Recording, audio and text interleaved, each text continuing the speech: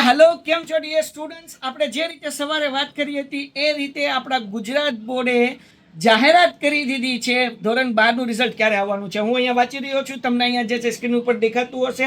આ પરિપત્ર જાહેર થઈ ગયો છે ભાઈ કે 4/5/2026 ના રોજ સવારના 10 કલાકે જાહેર કરવામાં આવશે વિદ્યાર્થીનું પરિણામ. પરીક્ષાના બેઠક ક્રમાંક એટલે કે સીટ નંબર એન્ટર કરીને તમે મેળવી શકશો અને વિદ્યાર્થી વોટ્સઅપ દ્વારા પણ મેળવી શકશો. ઓલરેડી મેં તમારી સાથે નંબર શેર કર્યો હતો, બરાબર ને? 6357 300 901 આ નંબર ઉપર તમે તમારો સીટ નંબર નાખશો એટલે રિઝલ્ટ જે છે એ તમને મળી જશે, બરાબર.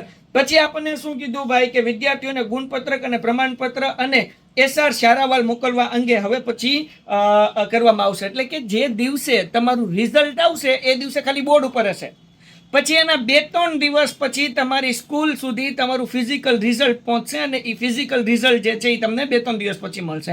પણ એની માહિતી જે છે એ તમને આના પછી આગળ જણાવવામાં આવશે. હવે શું કીધું ભાઈ, પરીક્ષા બાદ ગુણ ચકાસણી, દફતર ચકાસણી, નામ સુધારણા, ગુણ ત્રુટિ અસ્વીકાર્ય કે પરીક્ષામાં પુનઃ ઉપસ્થિત થવા માટે જરૂરી સૂચના સાથે પરિપત્ર હવે પછી પ્રસિદ્ધ કરવામાં આવશે.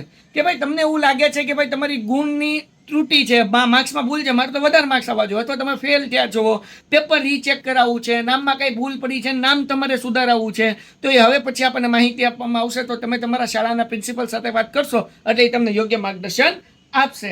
હવે એના ઉપર પછી હું તમને વાત કરું કે ભાઈ તમારા લોકોને ક્યારે પૂરક પરીક્ષા છે એનો પણ હારો પરિપત્ર આવી ગયો છે કે ભાઈ જે લોકો ફેલ થયા છે ધોરણ 10 અને 12 ના વિદ્યાર્થીઓ, બરાબર, એ લોકોની પૂરક પરીક્ષા 11/6 થી 22/6 ની વચ્ચે આ જે છે એ યોજવામાં આવશે. 11/6 કે 11 જૂન થી લઈને 22 જૂનની વચ્ચે તમારી લોકોની એક્ઝામ હશે, બરાબર ને? તો અહીંયા તમે પૂરક પરીક્ષા માટે વાતથી ધોરણ 10 ના વિદ્યાર્થી છે એ 3 વિષય સુધી પૂરક પરીક્ષા આપી શકે છે.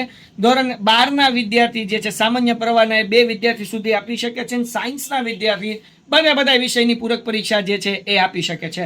સો ડિયર સ્ટુડન્ટ્સ, આપણે જે રીતે ચર્ચા કરી હતી એ રીતે આવી ગયું છે અને હવે બોર્ડે આપણને માહિતી આપી દીધી છે ઓફિશિયલી. અત્યાર સુધી જે સૂત્રની મદદથી આપણને માહિતી મળતી હતી ન્યૂઝપેપરના કટિંગમાં આપણે સવારે જોયું, પણ અત્યારે જે છે કન્ફર્મ થઈ ગયું છે 4 તારીખે સામાન્ય પ્રવાહ. તો મોર પ્રોબેબિલિટી છે કે 6 તારીખે જે છે એ ધોરણ 10 નું પણ રિઝલ્ટ આવી જશે. તો મળીએ છીએ આપણે રિઝલ્ટ એન્જોય કરવા માટે 10 વાગે 6 તારીખે લાઈવની અંદર, અને રિઝલ્ટની અંદર આપણે પાખા પાડી દેવાના છે. તો મળીએ છીએ લાઈવ લેક્ચરમાં. Good bye.